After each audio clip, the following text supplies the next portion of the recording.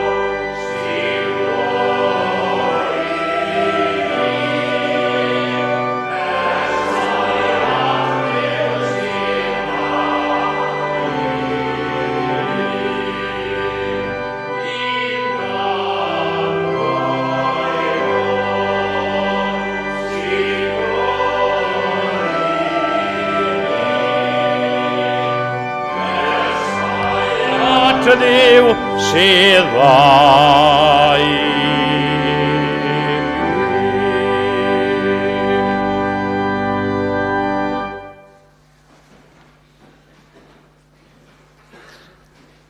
Dwi'n troi at Efengil Ioan ar gyfer ein darlleniad y bore yma. Darlleniad falle sy'n fwy cyfarwydd ac yn fwy gysylltiedig ar Nadolig, sef pennod agoriadol Ioan. We're in the Gospel of John. If you're following in your English Bibles, it's on page 1079 in the Bibles in your pews. 1079, the first chapter of John. And as I mentioned, words which we particularly, I think, more associate with Christmas time. Yn y dechreuad yr oedd y gair, in the beginning was the word. Christmas readings and Christmas carol services. But, as I'll say in the sermon, it's not only for Christmas. Beth oedd y strapline am byti anregion? Not only for Christmas. A dyw'r darlleniad ma ddim ar gyfer y Nadolig yn unig. So we're on page 99 in the Welsh Bibles and on page 1079 in the English. Yn y dechreuad, yr oedd y gair. Yr oedd y gair gyda Duw, a Duw oedd y gair. Yr oedd ef yn y dechreuad gyda Duw.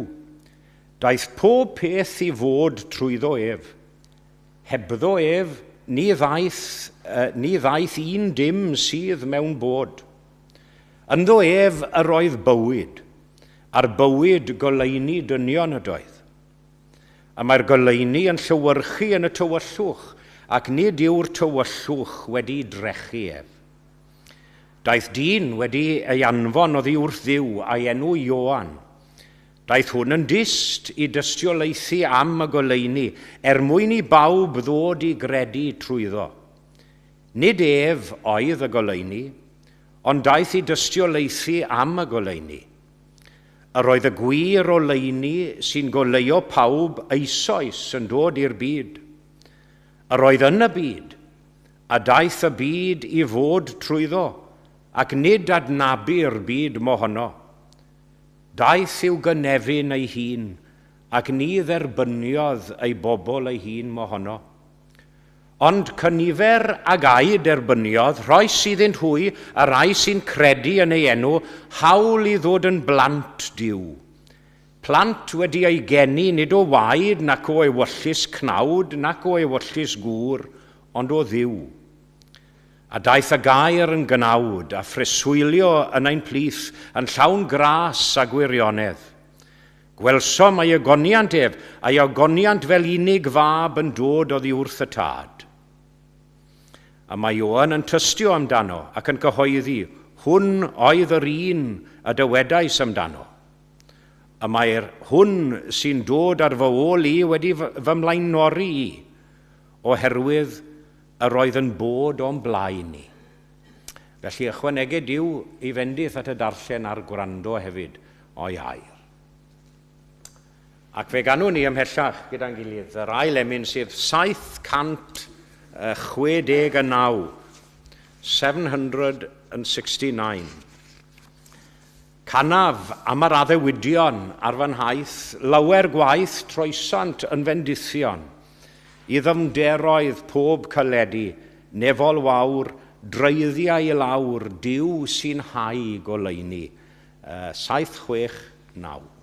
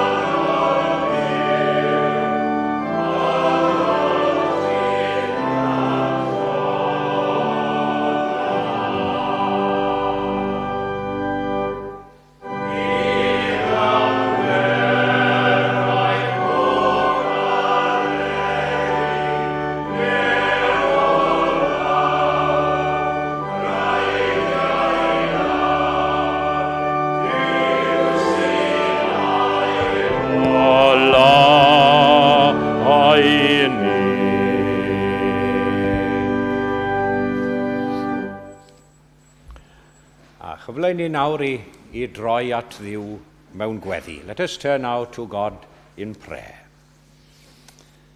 Ac yn sŵn y geiriau yna, ni fi nos erioed cyn fied, nad oedd ser siriol ner yn y nef i'w gweled. Ac i ni'n diolch i ti o arglwydd am gyfle fel hyn i ddod ger dy frond unwaith eto mewn gweddi. Ti yr hwn a wrendi weddi, ata ti a daw pob cnawd, a dyna yw ein reddf ni, yn reddfol i droi atat mewn cyfnodau o gyfyngder ac o angen. Ond i ni'n sylweddoli dy fod yno o hyd, i'n cynnal a'n cadw ni ar hyd daeth bywyd. Almighty God, God of wonders never ceasing, we come now once more making time in our lives, our ever busy and full lives, to worship you and come before you in prayer and praise. Acknowledging you as God and recognizing your power, marveling at your love and compassion, even in the midst of our seemingly broken society and world at times. So much contrary to the way in which you would have us live our lives. Derbyn ein diolch yn awr y bore yma, am ein hadnabyddiaeth ohono ti fel gwrandawr gweddi. I ni newydd ddathlu'r Pentecost yn gymharol ddiweddar, ac i ni'n cyfnodi ac yn diolch am ddyfodiad yr ysbryd glân i'n plith ni. Ac i ni'n teimlo'r angen fel erioed arnom ni fel unigolion ac fel eglwys am ymweliad o ddysbryd i, i'n bywhau ni, i'n tywys ni, i'n cymhwyso ni at y waith ac i'n galluogi ni i thaddoli di'n well. I thaddoli di fel y dylem ni, a hynny mewn ysbryd ac mewn gwirionedd. Ysbrydola ni nawr y bore hwn o'r newydd. Ysbrydola ni gyda rhyw weledigaeth newydd ohono ti yn dy fab Iesu. Fel y gallwn ni ganfod dyfwriad a bwrpas ar ein cyfer ni. Cyfeiria ein camre a'n meddyliau nawr arna ti. Fel y byddo yn cymdeithas ni a'n gilydd, ond yn bwysicach fyth ein cymdeithas a thyd y hun yn a thrwy Iesu Grist yn gyfoethocach ac yn ddyfnach o lawer. We praise you now that even in the dark and hopeless situations that we find ourselves in at times, there is so much that speaks and shows to us of your love and purpose for us in the world. Forgive us that we sometimes don't hear your voice and perhaps don't want to hear it. Forgive us that we sometimes refuse to listen, and that our ears and lives are often closed to you, and we hear only our own words and our own thoughts and our own deeds. Gweddi yw yn dros ein gwlad a'n cymdeithas ni. O arglwydd wrth i ni gyflwyno pob agwedd o'n bywydau i ti nawr. Gweddi yw'n am darweiniad i ar ein cyfer ni fel dy bobl. Gweddi yw'n am darweiniad i dros ein peneithiad ni, a bobl hynny sy'n llywodraethu drosom. Tywys hwy i'r gwirionedd. Llwybred ewyllus di.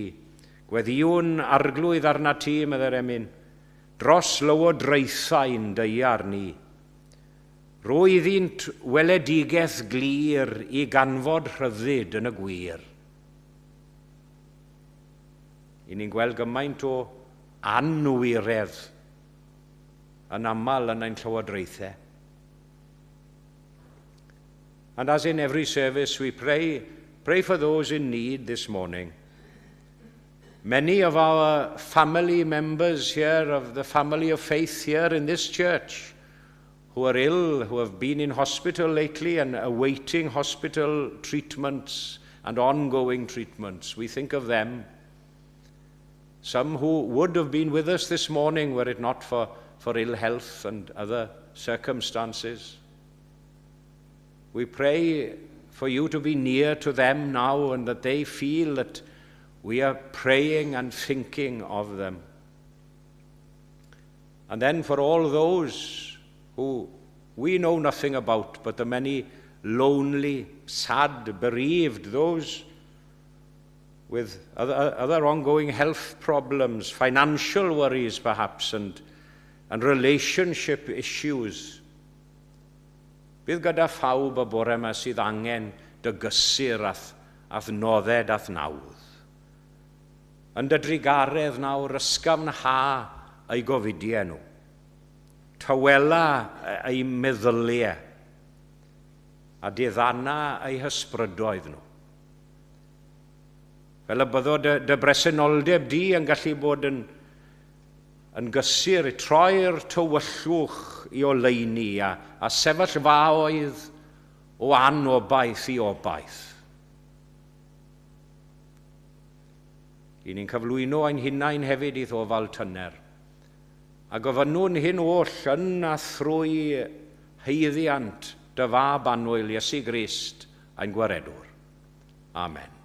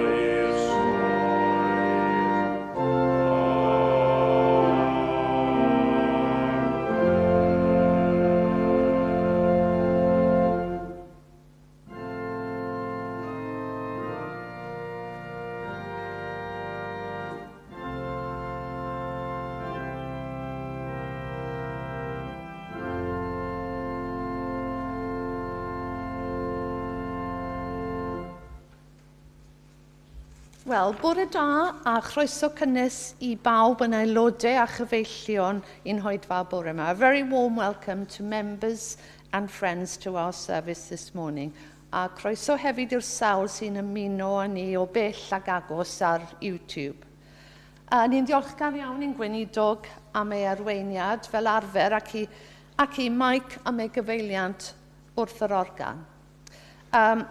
Bydd cylch trafod Beiblaidd am hanner awr I 4 heddi ac oedfa hwyrol am 6 heno gyda Rob yn y pwlpid.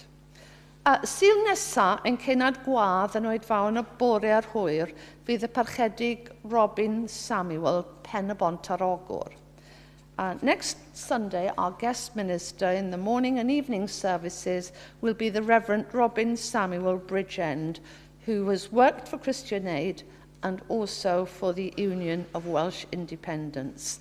Undeb yr Annibanwyr. I'm sure as many of us as possible would like to be here to support our guest minister. Dydd Mercher, canol ddydd, bydd oedfa anffurfiol yn y neuadd Islaw gyda the a chyfle am sgwrs i ddilyn.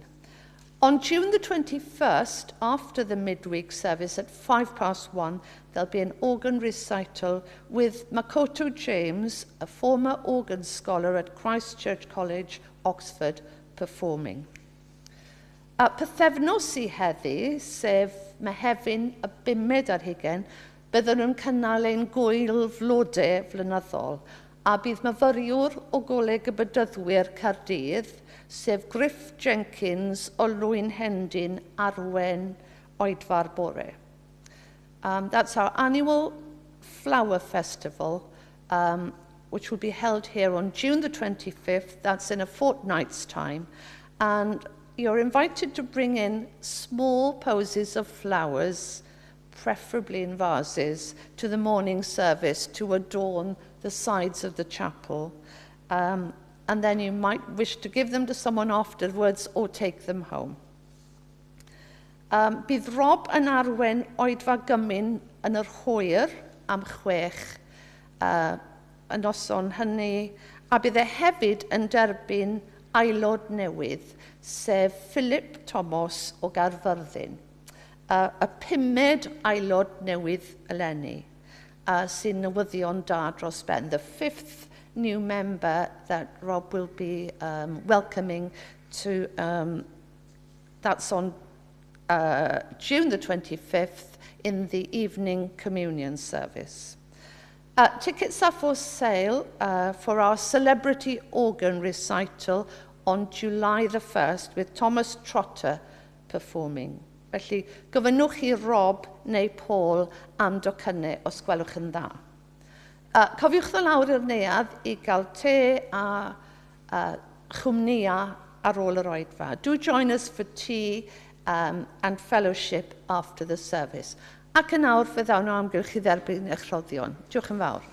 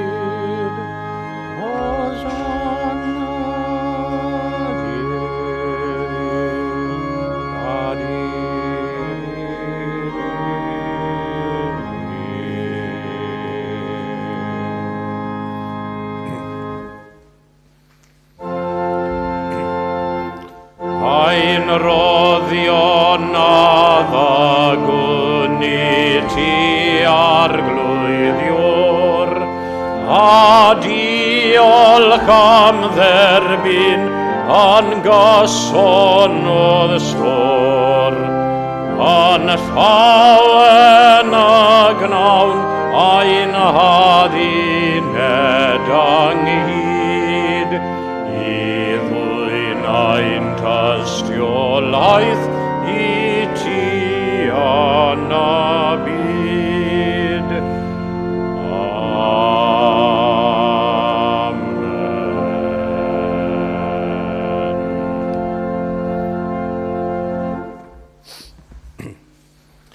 Ac os allai tanlinelli coeddiadau Ann ac i I bwyso arnoch chi sydd ar gael, os gwelwch yn dda, my usual plea for when the visiting ministers make the effort to come all the way up from Wales, surely we can make an effort to come from London to support.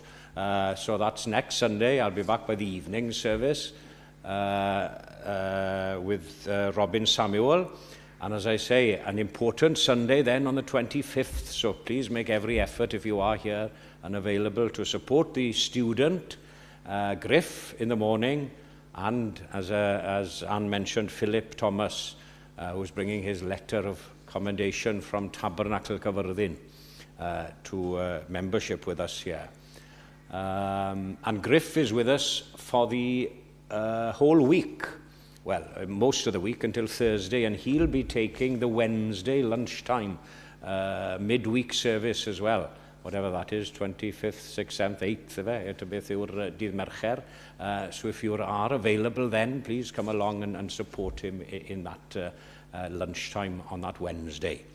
Felly, gyda'r ychydig yna o ychwanegiadau, fe ganwn ni gyda'n gilydd 346, 346, David Charles Gyfyrddin, geiriau hyfryd, y bugail mwyn o'r nef a ddaeth I lawr, I geisio I braidd drwy'r erchyll anial mawr, a'i fywyd roes yn aberth yn ei lle, a'i crwydrad hwy ddialwyd arno fe. Pan a fi dref i'r hyfryd gorlan fri, ni chrwydraf mwy oddi wrth fy migael ci. Wrth gofio'r daith a'i holl ffyddlondeb ef, mi seiniau glod I entrych nef a nef. 346.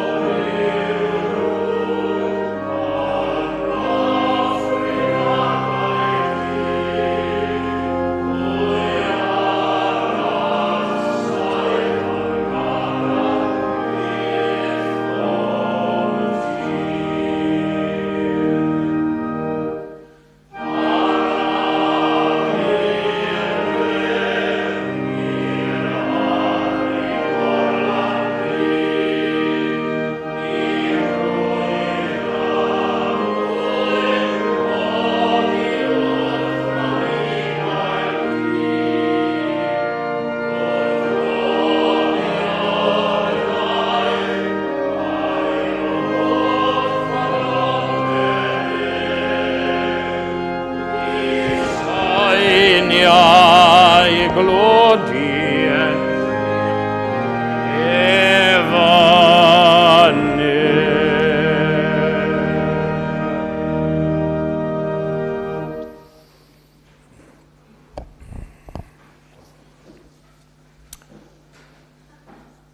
Ond cynifer ag ai derbyniodd ef, roes iddynt hwy y rai sy'n credu yn ei enw, hawl i ddod yn blant Duw. Plant wedi ei geni nid o waed nac o ewyllus cnawd, nac o ewyllus gŵr, ond o Dduw. But to all those who did receive him, who believed in his name, he gave the right to become the children of God, who were born not of blood, nor of the will of the flesh, nor of the will of man, but of God. Nawr, fel sonies i ar y dechrau, mae'r geiriau yma yn cael eu cysylltu ran fwyaf, byddwn ni'n meddwl ar Nadolig, ond fe ni'n gyfarwydd iawn yn nhw mewn oedfaon, carolau ac adeg yn Nadolig, ac yn darllen y benod hon. But as I mentioned, these words aren't to be kept just for Christmas and carol concerts only, because what we have within this glorious passage, and it is a glorious passage, isn't it, this opening chapter of John's Gospel, it's a description of the Christian believer. And surely that's relevant throughout the year and throughout our whole lives, not only at Christmas time. This verse, the particular verse now I've chosen as a text, describes how the unbeliever receives Christ, yr angredadyn yn derbyn Christ. It also describes the power and the privilege which is given after receiving Christ. And then it describes the great change which occurs or should occur in the unbeliever after receiving Christ and that power and privilege. Felly, yn gyntaf, yn syml iawn, beth yw beth mae'n olygu i'r angredadyn i dderbyn a chredu yng Nghrist? Put very simply, if a person would receive Christ, they must first of all accept Jesus in his person. That is how he's revealed in the Holy Scriptures to us. There is no doubt that a historical figure named Jesus Christ lived on earth. But it's not enough just to accept that he was merely born and died and that's the end of it. Chimod, i ni'n cael yn dysgu dro ar ôl tro yn yr ysgrythurau bod Iesu yn Emmanuel, Duw gyda ni. Duw wedi ymddangos yn y cnawd. The word which was God was made flesh and dwelt among us. Now, this was a very new and startling message, of course, to the early believers, preached to the unbelievers for the first time over 2,000 years ago. This idea that God should take on humanity and really and truly be man and God in the same person. Do you know, have we heard the message so many times that we've come a little immune to its wonder and its concept, the whole thing? Roedd Anne Griffiths yn sicr, roedd hi heb ballu ryfeddu a chanu am y peth. Dwy natur mewn un person, meddai hi. Dwy natur mewn un person yn anwahanol mwy, mewn pirdeb heb gymysgu yn ei perffeithrwydd hwy. Na chi ddweud. Do you know a saviour who isn't divine can't be a saviour? How can any mortal man, however good, deliver you and I from our sins? Also, if any person would receive Jesus fully, he must accept him in all his different roles and offices as well. Yn gyntaf fel proffwyd. Mae'n cael ei ddisgrifio fel proffwyd. Yna fel offeiriad, fel priest. Ac yna fel brenin as a king. Because as a prophet, he teaches us what he's received from God and imparts that knowledge to us. Accept Jesus and Jesus only as the great expositor to you of God. There are some even denominations who would call themselves pseudo-Christians who would say, well, no, perhaps it's not all through Jesus. Dear me. It says here, ma fi yw'r ffordd. Ac os I dderbyn fel proffwyd, mae'n rhaid I ni dderbyn fel offeiriad hefyd. If I accept Jesus as a prophet, I must receive him as a priest as well. And this is where I believe his main work lies, as a priest. Because don't put too much faith and trust in any human priest or preacher. However great and inspirational they may be, you may have your favorite preachers. Yes, you may even have ministers and preachers that have brought you to belief and faith. Great. You can have utmost respect for them. But Christ is and will be the only priest for all. Cofiwch fod pob Cristion yn ôl yr ysgrythurau yn dod yn offeiriad I ni'n cael ein gwneud yn offeiriadau hefyd, yn rinwedd ein hunain pan fo mewn undod â Christ. Ond wrth gwrs, os ni'n gwahanu'r undod na, mae'r stori yn wahanol iawn. And if I accept Jesus as a prophet and a priest, I must give him my allegiance as king as well. Chi'n cofio wrthnos ddiwetha, o'n i'n sôn am blant Sion, the children of Zion, praising their king. He shouldn't only teach me, he should rule me as well. He should be my ruler. Odych chi yn gallu dweud y bore yma nawr bod Iesu yn broffwyd ac yn offeiriad ac yn frenin ar eich bywydau chi? Achos o'n I bai eich bod yn derbyn Iesu yn y swyddogaethau gwahanol yma, dyw e ddim yn frenin ein waredwr ar eich bywydau chi. Ac yna'n ail y bore yma, beth am yr anrhydedd yma?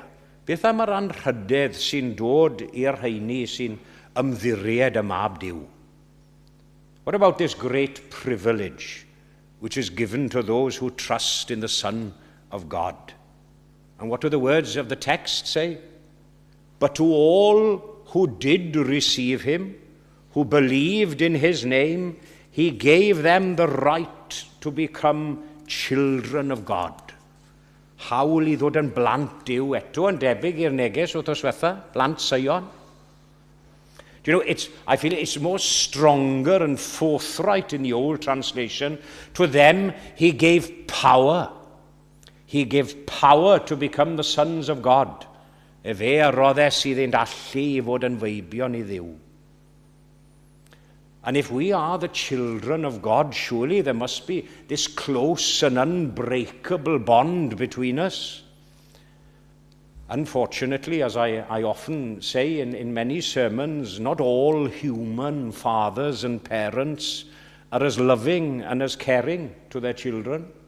We hear of terrible stories. But we can say of our Heavenly Father that he's a wise guide and teacher, a wise parent, leading us in the right path. Mae yna rai rieni, war y teg iddyn nhw. Maen nhw'n fodlon symud tŷ, ond mwyn byw mewn dalgylch. Rai o'r ysgolion gorau, war y teg, maen nhw'n meddwl am eu plant. Mwyn eu plant nhw I dderbyn yr addysg gorau mewn bywyd. Do you know, if you want to be in the best catchment area for the best school and education and grounding in life, stay close to God and Jesus. You won't go far wrong. Never lose sight of Jesus.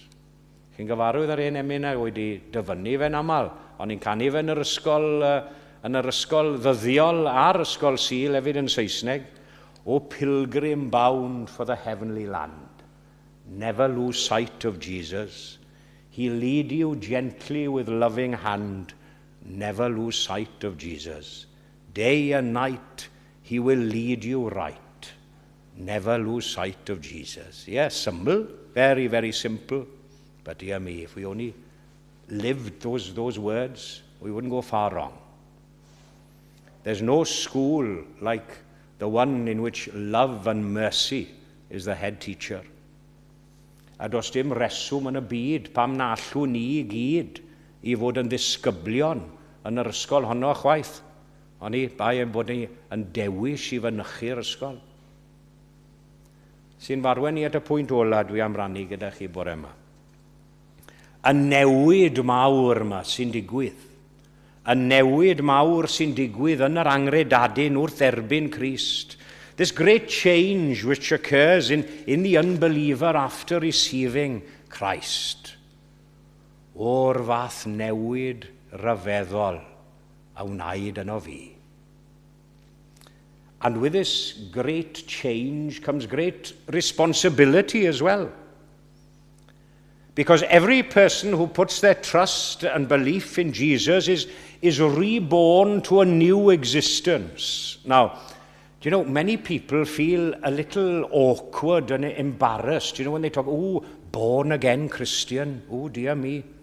That's to do with religious fanatics and extremists. Ond chi mae dwi eriod wedi cael trafferth I feddwl, wel, dyna'r hen berson, dyna bywyd yr hen berson heb Grist, a dyma'r person newydd gyda Christ yn ei fywyd. Wrth gwrs, nid bod yr hen fywyd ddim yn dod nôl ato ni o bryd i'w gilydd.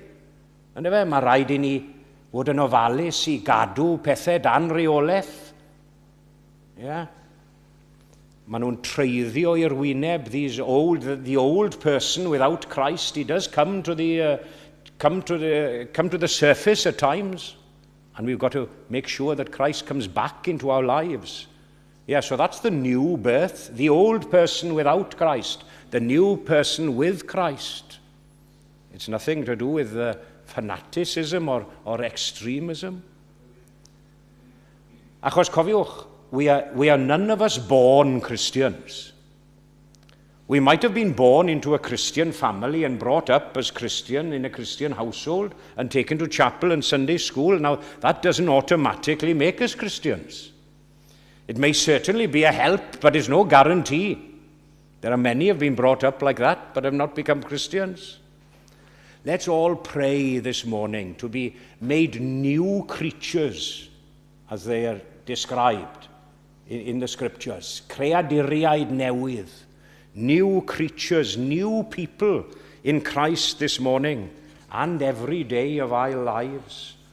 I quoted from Cynan's poem, Yr Ysbryd Sanctaidd, the Holy Spirit, during the recent United Pentecost service here a few weeks ago. And I'd given a free translation in English. I leave you with the original Welsh this morning by Cynan. Canis genir di o'r newydd. I chi'n gael eich geni o'r newydd. Canis genir di o'r newydd ynghariad Duw yn frawd i'r gwael a'r gwrthodedig, i'r trian ac i'r tlawd. Ac fe ddaw yr oruchafiaeth pan glywi ser y nos yn ymbil dros dyfrodir ac yn crefu arnat dos. Go in the name of Christ. Ac awn ninnau y bore yma, bob yr un ohonom ni, yn enw Crist ei hun, gogoniant i'w enw. Amen. Ac fe ganwn ni, gyda'n gilydd I ddiweddu ein hoedfa foreuol. 246, 246. Geiriau y per ganiadydd. Dyw tair nasa ar y ddeiar o'r gorllewin pell i'r de, cymarfeddiant o'r ardaloedd pellaf tywallaf I syne. Hael cyfiawnder, llanw'r ddeiar fawr a thras. 246. Oh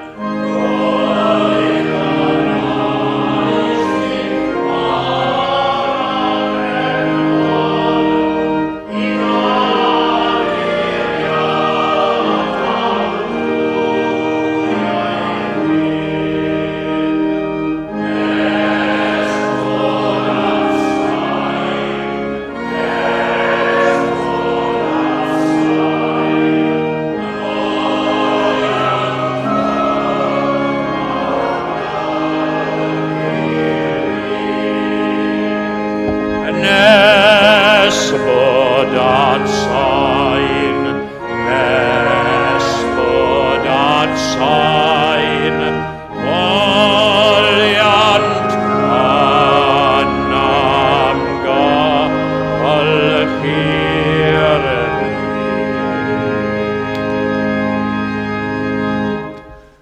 Gawn ni roi yn gofal nawr i'r arglwydd. Let us commit ourselves to God in prayer. Ac yn awr bydde di ras ein harglwydd ni Iesu Grist a chariad Duw a chymdeithas yr ysbryd glân i aros gyda ni ac i weithio ynom ni a thrwom ni o'r awr hon hyd yn oes oesoedd. Amen.